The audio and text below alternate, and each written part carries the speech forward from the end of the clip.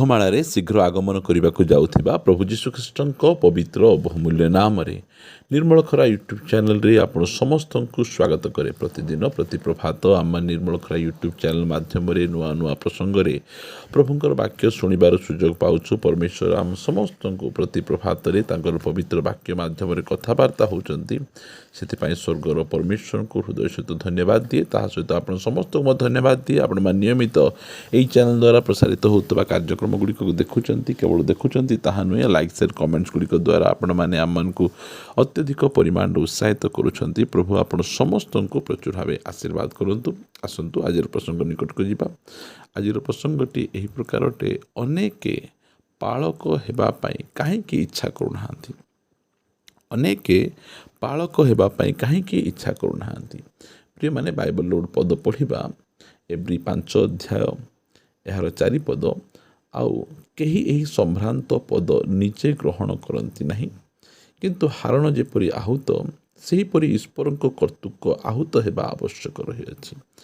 ଏହି ଜାଗାରେ ଯାଜକ ସେବା କାର୍ଯ୍ୟ, ପାଳକୀୟ ସେବା କାର୍ଯ୍ୟ, ପ୍ରଭୁଙ୍କର ସେବା କାର୍ଯ୍ୟ କରିବା, ଏହାକୁ କୁହାଯାଏ ସମ୍ଭ୍ରାନ୍ତ ପଦ, ଉଚ୍ଚ କୋଟିର ପଦ। ଏହି ପଦ ଆଗରେ ପୃଥିବୀରେ ଏ ପ୍ରକାର କୌଣସି ପଦ ନାହିଁ, ପଦବୀ ନାହିଁ, ଯାହାକୁ କି ସମ୍ଭ୍ରାନ୍ତ ପଦ, ଉଚ୍ଚ କୋଟିର ପଦ ବୋଲି କୁହାଯାଏ। ପୃଥିବୀରେ ଯେତିକି ପଦ, ଚାକିରି, ବିଭିନ୍ନ ପ୍ରକାର ପଦପଦୀ, ରାଜନୀତିକ ଅନେକ ପ୍ରକାର ନେତାମାନେ ଅଛନ୍ତି, ସବୁଠାରୁ ଉଚ୍ଚ ପଦ ହେଲା ପ୍ରଭୁଙ୍କର ଦାସ ହେବା, ପାଳକ ହେବା, ସେବକ ହେବା, ଯାଜକ ହେବା। ଏହା ହେଉଛି ସବୁଠାରୁ ଉଚ୍ଚ ପଦ। ମାତ୍ର ଆଜି ଆମେ ଏହି ପ୍ରକାର ଗୋଟେ ସମୟରେ ଆମେ ବାସ କରୁଛୁ। ଅନେକ ଜଣ ପାଳକ ହେବା ପାଇଁ, ପ୍ରଭୁଙ୍କର ସେବକ ହେବା ପାଇଁ ସେମାନେ ଇଚ୍ଛା କରୁନାହାନ୍ତି। କାହିଁକି ଇଚ୍ଛା କରୁନାହାନ୍ତି? ଏହି ପାଳକ ପଦରେ କୌଣସି ପ୍ରକାର ଦୁର୍ବଳତା ନାହିଁ। ମାତ୍ର କାହିଁକି ଲୋକମାନେ ଏହି ପାଳକ ପଦ ଧାରଣ କରିବା ପାଇଁ ଇଚ୍ଛା କରୁନାହାନ୍ତି? କାରଣ ଯେଉଁମାନେ ପାଳକ ପ୍ରଚାରକ ହେଇକିନା ଅଛନ୍ତି, ସେମାନେ ଯେଉଁ ପ୍ରକାର ଭାବରେ ନିଜର ସାକ୍ଷ୍ୟକୁ ଲୋକ ଆଗରେ ରଖିଛନ୍ତି, ଅନେକ ସମୟରେ ସେମାନେ ତାଙ୍କ ଜୀବନରେ ଘଟିଥିବା ଦୁଃଖ, କଷ୍ଟ, ଅପମାନ, ପାଳକ ହେଇଗଲେ ଅଭାବ ହୁଏ, ପାଳକ ହେଇଗଲେ ନିନ୍ଦା, ପାଳକ ହେଇଗଲେ ତାଳନା, କି କଷ୍ଟ, ବିଭିନ୍ନ ପ୍ରକାର ସମୟରେ ଭୋକରେ ଶୋଇବାକୁ ପଡ଼ିବ, ଖାଇବାକୁ ମିଳିବ ନାହିଁ। ଏହି ପ୍ରକାର ଭାବରେ, ଯେଉଁ ପ୍ରକାର ଭାବରେ ପାଳକ ପଦକୁ ଲୋକମାନଙ୍କ ଆଗରେ ରଖାଯାଇଛି, ସେଥିପାଇଁ ଅନେକ ଜଣ ସେମାନେ କିଏ ଏତେ କଷ୍ଟ ସହିବ, କିଏ ଏତେ ଦୁଃଖ ସହିବ, ଆମେ କ'ଣ ପାଇଁ ସେଠିକୁ ଯିବା, ଆମେ 2 ପଇସା କମେଇକିନା ସେବା କାର୍ଯ୍ୟ ପାଇଁ ଆମେ କିଛି ପଇସା ଦେଇଦେବା ସିନା, ଆମେ ଏହି ପଦକୁ ଆମେ ଯିବା ନାହିଁ। ଲୋକମାନେ ଏହି ପ୍ରକାର ମନୋଭାବ ଧାରଣ କରୁଛନ୍ତି। କ'ଣ ପାଇଁ? କାରଣ ପାଳକ ପ୍ରଚାରକମାନେ ଯେଉଁ ପ୍ରକାର ଭାବରେ ପାଳକ ହେଲା ପରେ କି ପ୍ରକାର ଅଭାବ, ଦୁଃଖ, କଷ୍ଟ, ନିନ୍ଦା, ତାଡ଼ନା, ଏହିସବୁ ହିଁ ଲୋକମାନଙ୍କ ନିକଟରେ ସେ ରଖିଛନ୍ତି। ସେଥିପାଇଁ ପାଳକଙ୍କର ପୁଅ ଝିଅମାନେ ମଧ୍ୟ ସେମାନେ ପ୍ରଭୁଙ୍କର ସେବା କାର୍ଯ୍ୟ କରିବା ପାଇଁ କୌଣସି ପ୍ରକାର ଭାବରେ ଅନେକ ଜଣ ଆଗ୍ରହ ଦେଖାଉନାହାନ୍ତି। ଅନେକ ଜଣ, ଅଳ୍ପ କିଛି ଜଣ ଆଗ୍ରହ ଦେଖାଉଛନ୍ତି, ମାତ୍ର ଅନେକ ଜଣ ଆଗ୍ରହ ଦେଖାଉନାହାନ୍ତି। ପ୍ରିୟମାନେ, ଏହି ସ୍ଥାନରେ ଆମେ ଦେଖିବା ମାଥ୍ୟୁ 19 ଅଧ୍ୟାୟରେ ଯୀଶୁଖ୍ରୀଷ୍ଟ ଏ ବିଷୟରେ କ'ଣ କହିଅଛନ୍ତି। ଆମେ ପଢ଼ିବା ପାଇଁ ଯିବା। ପିତର ଯୀଶୁଖ୍ରୀଷ୍ଟଙ୍କୁ ପଚାରୁଛନ୍ତି ମାଥ୍ୟୁ 19 ଅଧ୍ୟାୟର 27 ପଦରେ। ସେଥିରେ ପିତର ତାହାଙ୍କୁ ଉତ୍ତର ଦେଲେ, ଦେଖନ୍ତୁ, ଆମ୍ଭେମାନେ ସମସ୍ତ ପରିତ୍ୟାଗ କରି ଆପଣଙ୍କର ଅନୁଗାମୀ ହୋଇଅଛୁ, ତେବେ ଆମ୍ଭେମାନେ ତେବେ କ'ଣ ପାଇବା? ଏଠି ଦେଖନ୍ତୁ, ଯୀଶୁଖ୍ରୀଷ୍ଟ ସ୍ପଷ୍ଟ ଭାବରେ ଆମ୍ଭେମାନେ କ'ଣ ପାଇବା? ପିତର ପଚାରିଲେ, ଆମେ ସବୁ ଛାଡ଼ିକିନା ଆପଣଙ୍କ ପଛରେ ଆମେ ଯାଉଛୁ, ଆମର ଚାକିରି ଛାଡ଼ିଦେଲୁ, ମାଛ ଧରିବାଟା ଛାଡ଼ିଦେଲୁ, ଆମକୁ ବିଜନେସ୍ ଛାଡ଼ିଦେଲୁ, ସବୁ ଛାଡ଼ିକିନା ଆମେ ଆପଣଙ୍କ ପଛରେ ଯାଉଛୁ। ଆରେ ଆପଣଙ୍କ ପଛରେ ଆମେ କ'ଣ ମିଳିବ? ସେ କହିଥାନ୍ତେ ଭୋକ, ନିନ୍ଦା, ତାଡ଼ନା, ଅଭାବ, ଦରିଦ୍ରତା, ବିଭିନ୍ନ ପ୍ରକାର ବିଷୟ ମିଳିବ। ସେ କହିନାହାନ୍ତି। ସେ କ'ଣ କହୁଛନ୍ତି? ଯୀଶୁ ସେମାନଙ୍କୁ କହିଲେ, ମୁଁ ତୁମମାନଙ୍କୁ ସତ୍ୟ କହୁଅଛି, ନୂତନ ସୃଷ୍ଟିରେ ଯେତେବେଳେ ମନୁଷ୍ୟ ପୁତ୍ର ଆପଣା ଗୌରବମୟ ସିଂହାସନରେ ଉପବେଶନ କରିବେ, ସେତେବେଳେ ମୋହର ଅନୁଗାମୀ ହୋଇଅଛ ଯେ ତୁମ୍ଭେମାନେ ମଧ୍ୟ ଦ୍ୱାଦଶ ସିଂହାସନରେ ଉପବେଶନ କରି ଇସ୍ରାଏଲର ଦ୍ୱାଦଶ ଗୋଷ୍ଠୀକି ଶାସନ କରିବ। ପୁଣି ଯେ କେହି ମୋହର ନାମ ସକାଶେ ଗୃହ, କି ଭ୍ରାତା, କି ଭଗ୍ନୀ, କି ପିତା, କି ମାତା, କି ସନ୍ତାନ ସନ୍ତତି, କି ଭୂମି ପରିତ୍ୟାଗ କରେ, ସେ ବହୁଗୁଣ ପାଇବ, ପୁଣି ଅନନ୍ତ ଜୀବନର ଅଧିକାରୀ ହେବ। ଏହି ସ୍ଥାନରେ ପ୍ରଭୁ ଯୀଶୁଖ୍ରୀଷ୍ଟ ସେ କ'ଣ କହୁଛନ୍ତି? ତୁମେ ମୋ ପାଇଁ ଏତେ ସବୁ ଛାଡ଼ିଛ, ଆଉ ତୁମକୁ ମୁଁ ଅନେକ ଗୁଣରେ ଦେବି। ଏଇଠି ମଧ୍ୟ ଦେବି, ସ୍ୱର୍ଗରେ ମଧ୍ୟ ଦେବି। ପ୍ରିୟମାନେ, ପାଳକ ବୋଲି କହିଲେ ଦରିଦ୍ରତା, ପାଳକ ବୋଲି କହିଲେ ଅଭାବ, ସେବା କାର୍ଯ୍ୟରେ ଆସିବା କହିଲେ ନିନ୍ଦା ତାଳନା, ଏସବୁ ରହିଛି, ମନା ନାହିଁ, ଏସବୁ ଗୁଡ଼ିକ ରହିଛି। ତା ସହିତ ଗୌରବ ମଧ୍ୟ ରହିଛି, ତା ସହିତ ଆଶୀର୍ବାଦ ମଧ୍ୟ ରହିଛି। ପରମେଶ୍ୱର ଆପଣା ଲୋକମାନଙ୍କୁ ଦରିଦ୍ର କରିବା ପାଇଁ, ଆପଣା ଲୋକମାନଙ୍କ ଆଗରେ ହାତ ବଢ଼େଇକିନା ରହିବା ପାଇଁ ସେ ଡାକି ନାହାନ୍ତି। ଯେତେବେଳେ ସେ ଅବ୍ରାହମକୁ ଡାକୁଅଛନ୍ତି, ଅବ୍ରାହମଙ୍କର ଯେଉଁ ସ୍ୱତନ୍ତ୍ର ଆହ୍ୱାନ ସେ ଦେଲେ, ସେ କ'ଣ କହିଲେ? ଆଦି 12 ଅଧ୍ୟାୟର 1 ପଦରେ ଏଥର ସଦାପ୍ରଭୁ ଅବ୍ରାହମକୁ କହିଲେ, ତୁମେ ଆପଣା ଦେଶ, ଜ୍ଞାତି, କୁଟୁମ୍ବ ଓ ପୈତୃକ ଗୃହ ପରିତ୍ୟାଗ କରି ଆମ୍ଭେ ଯେଉଁ ଦେଶ ତୁମ୍ଭକୁ ଦେଖାଇବା, ସେହି ଦେଶକୁ ଯାଅ। ଆମ୍ଭେ ତୁମ୍ଭଠାରୁ ଏକ ମହାଗୋଷ୍ଠୀ ଉତ୍ପନ୍ନ କରିବା, ପୁଣି ଆମ୍ଭେ ତୁମକୁ ଆଶୀର୍ବାଦ କରି ତୁମ୍ଭ ନାମ ମହତ୍ କରିବା, ତୁମ୍ଭେ ଆଶୀର୍ବାଦର ଆକର ହେବ। ପ୍ରିୟମାନେ, ଏଇଠାରେ ଅବ୍ରାହମଙ୍କର ମଧ୍ୟ ଆଶୀର୍ବାଦ। ପ୍ରିୟମାନେ, ଅବ୍ରାହମକୁ ମଧ୍ୟ ଡାକିଲେ, କ'ଣ ପାଇଁ ଡାକୁଛନ୍ତି?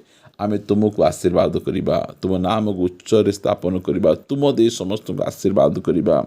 ଏହି ପ୍ରକାର ବାଇବଲରେ ଅନେକଙ୍କୁ ପ୍ରଭୁ ଆହ୍ୱାନ କରିଛନ୍ତି। ଯେଉଁମାନଙ୍କୁ ସେ ଆହ୍ୱାନ କରିଛନ୍ତି ସେମାନଙ୍କୁ କେବେ ହେଲେ ମଧ୍ୟ ସେ ତଳେ ପକାଇ ନାହାନ୍ତି, ଉପରେ ଉପରେ ରଖିଛନ୍ତି। ସେଥିପାଇଁ ପାଳକୀୟ ସେବା କାର୍ଯ୍ୟରେ ଦୁଃଖ, ନିନ୍ଦା, ତାଳନା ଥାଏ, ତା ସହିତ ଅନେକ ଗୌରବ। ପାଉଲ ତାଙ୍କର ନିନ୍ଦା ତାଳନା ବିଷୟ ଲେଖିବା ସମୟରେ ଯେଉଁ ପ୍ରକାର ଗୌରବ ବିଷୟ ଗୁଡ଼ିକ ସେ ଲେଖୁଛନ୍ତି, ସେ ଧାର୍ମିକତାର ମୁକୁଟ, ସେ ଅମ୍ଳାନ ମୁକୁଟ, ଗୌରବର ମୁକୁଟ, ଅନେକ ବିଷୟ ଗୁଡ଼ିକ ଲେଖୁଅଛନ୍ତି। ପ୍ରିୟମାନେ, ମଶାଙ୍କୁ ମଧ୍ୟ ପ୍ରଭୁ ଆହ୍ୱାନ କଲେ। ଆହ୍ୱାନ କଲା ପରେ ଯେତେ ଦିନ ସେ ଟ୍ରେନିଂରେ ରହିଲେ, ତାପରେ ଯେଉଁ ପ୍ରକାର ଭାବରେ ପରମେଶ୍ୱର ମଶାଙ୍କୁ ମଧ୍ୟ ମିଶର ଦେଶରେ ସେ ବ୍ୟବହାର କଲେ, ମିଶର ଦେଶର ସବୁ ବ୍ୟକ୍ତି ମଶାଙ୍କୁ ଦେଖି ଛାନିଆ ହେଉଥିଲେ। ଆଉ ମଶା ସେମାନଙ୍କ ଦୃଷ୍ଟିରେ ଗୋଟେ ସମ୍ଭ୍ରାନ୍ତ ପୁରୁଷ ଥିଲେ। ସମସ୍ତେ ମଶାଙ୍କୁ ମାନୁଥିଲେ, କାରଣ ମଶାଙ୍କ ସହିତ ତାଙ୍କର ପରମେଶ୍ୱର ଥିଲେ। ସାଧାରଣ ଗୋଟିଏ ବାଡ଼ି ଧରି ମିଶର ଦେଶକୁ ସେ ହଲେଇ ଦେବା ବ୍ୟକ୍ତି ଥିଲେ ସେ। ପ୍ରିୟମାନେ, କହିବା ପାଇଁ ଚାହେଁ, ସେବକ ପଦ ଗୋଟେ ଗୌରବର ପଦ, ଏହା ସମସ୍ତଙ୍କ ନିମନ୍ତେ ନୁହେଁ। ପରମେଶ୍ୱର ମନୋନୀତ କରିଥିବା ବ୍ୟକ୍ତିମାନଙ୍କୁ ସେ ଡାକନ୍ତି, ଆଉ ଏହା ଗୋଟେ ସ୍ୱତନ୍ତ୍ର ଆହ୍ୱାନ ଅଟେ। ଆଉ ଯେଉଁମାନେ ଏହି ଆହ୍ୱାନରେ ଆହୁତ ହୋଇଛନ୍ତି, କେବଳ ଦୁଃଖ, ନିନ୍ଦା, ତାଳନା, କଷ୍ଟ ନୁହେଁ, ଏହା ଗୋଟେ ଗୌରବର ପଦ ଅଟେ, ଗୋଟେ ସମ୍ଭ୍ରମର ପଦ ଅଟେ। ଯେ ପ୍ରକାର ଆମ ଜୀବନରେ ଦୁଃଖ, ନିନ୍ଦା, ତାଳନା ଗୁଡ଼ିକ ଆସେ କାହିଁକି? କାରଣ ଯେଉଁମାନେ ମଣ୍ଡଳୀରେ ଅଛନ୍ତି, ଆମେ ଯଦି ସେସବୁ ବିଷୟ ଗୁଡ଼ିକୁ ଅନୁଭବ କରିନଥିବା, ତାହେଲେ ଅନ୍ୟମାନଙ୍କୁ ଆମେ କି ପ୍ରକାର ଭାବରେ ଆମେ ସେ ସବୁ ବିଷୟକୁ ଆମେ ଶିକ୍ଷା ଦେଇ ଆମେ ସାନ୍ତ୍ୱନା ଆମେ କରିପାରିବା? ସେଥିପାଇଁ ପରମେଶ୍ୱର ଏହିସବୁ ବିଷୟ ଦେଇ ତାଙ୍କର ଦାସମାନଙ୍କୁ ସେ ନେଇଥାନ୍ତି। ଯେତେବେଳେ ଆମେ 2 Corinthia ପୁସ୍ତକ 1 ଅଧ୍ୟାୟ ପଢ଼ୁଛୁ, ସେହି ସ୍ଥାନରେ ପାଉଲ ସେ ଆମମାନଙ୍କୁ କ'ଣ କହୁଅଛନ୍ତି? 2 Corinthia 1 ଅଧ୍ୟାୟ ଆମମାନେ ପଢ଼ିବା 6 ପଦ। କିନ୍ତୁ ଆମ୍ଭେମାନେ ଦୁଃଖ ଭୋଗ କଲେ ତାହା ତୁମ୍ଭମାନଙ୍କର ସାନ୍ତ୍ୱନା ଓ ପରିତ୍ରାଣ ନିମନ୍ତେ, କିମ୍ବା ଆମ୍ଭେମାନେ ସାନ୍ତ୍ୱନା ପ୍ରାପ୍ତ ହେଲେ ତାହା ତୁମ୍ଭମାନଙ୍କର ସାନ୍ତ୍ୱନା ନିମନ୍ତେ। ଆମମାନେ ଯେଉଁ ପ୍ରକାର ଦୁଃଖ ଭୋଗ କରୁ, ସେହି ପ୍ରକାର ଦୁଃଖ ଭୋଗ ଧୈର୍ଯ୍ୟ ସହିତ ସହ୍ୟ କରିବାରେ ସେହି ସାନ୍ତ୍ୱନା କାର୍ଯ୍ୟ ସାଧନ କରୁଅଛୁ। ପ୍ରିୟମାନେ, ଏହି ସ୍ଥାନରେ ପାଉଲ କହୁଛନ୍ତି, ଯେ ପ୍ରକାର ଆମେ ଦୁଃଖ ଭୋଗ କଲୁ, ଯାହାଦ୍ୱାରା କି ଅନ୍ୟମାନେ ମଧ୍ୟ ଯେ ଆମ ଦ୍ୱାରା, ଆମ ଦୁଃଖ ଭୋଗ ଦ୍ୱାରା ଅନ୍ୟ ଲୋକମାନଙ୍କୁ ସାନ୍ତ୍ୱନା ମଧ୍ୟ ଦେଇପାରିବୁ। ଆମେ 4 ପଦରେ କହୁଛନ୍ତି, ଈଶ୍ୱରଙ୍କ ଦ୍ୱାରା ଯେଉଁ ସାନ୍ତ୍ୱନାରେ ଆମ୍ଭେମାନେ ସାନ୍ତ୍ୱନା ପ୍ରାପ୍ତ ହୋଇଅଛୁ, ସେହି ସାନ୍ତ୍ୱନା ଦ୍ୱାରା ଯେପରି ସମସ୍ତ ପ୍ରକାର କ୍ଲେଶ ଭୋଗୁଥିବା ଲୋକମାନଙ୍କୁ ସାନ୍ତ୍ୱନା ଦେଇପାରୁ, ଏଥିପାଇଁ ସେ ଆମ୍ଭମାନଙ୍କ ସମସ୍ତ କ୍ଲେଶରେ ଆମ୍ଭମାନଙ୍କୁ ସାନ୍ତ୍ୱନା ପ୍ରଦାନ କରନ୍ତି।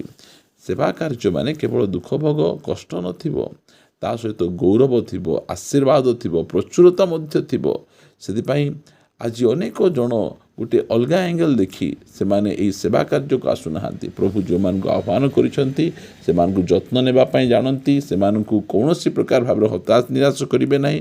ସେଥିପାଇଁ ସେବା କାର୍ଯ୍ୟରେ ଆମକୁ ବଢ଼ିବାର ଆବଶ୍ୟକ ରହିଛି। ପ୍ରାର୍ଥନା କରିବା। ସ୍ୱର୍ଗୀୟ ପିତା, तुमको धन्यवाद दौचु प्रशंसा करुचु गौरव करुचु कारण तुम से योग्य अट सुभाजन अट प्रभु आज अनेक सेवक मान आवश्यक पड़ुँ प्रभु प्रार्थना करे प्रभु अनेक सेवक माने बाहरतु सेवा कार्य को त्वरान्वित करंतु अनेक सेवा बाकी अच्छी सेवक माने अल्प अच्छा अनेक सेवक आसबे सेवा कार्य दिन को दिन बढ़ीज विशेषकर युवा युवती मान मध्य से आह्वान आसु प्रभु से माने जे प्रकार तुम आह्वान को यस कोई आगू बढ़ी पारे दयाकोरी साहाय्य कर प्रार्थना शुणिछ धन्यवाद प्रार्थना प्रिय प्रभु जीशु नाम मागुअछु आमेन आमेन प्रेज द लॉर्ड प्रभु आम समस्त को प्रचुर भाव आशीर्वाद करंतु प्रभु अनुग्रह कले आसंता अध्याय नुआ प्रसंग में परस्पर सहित साक्षात करवा रहिबा नमस्कार praise the Lord God bless you.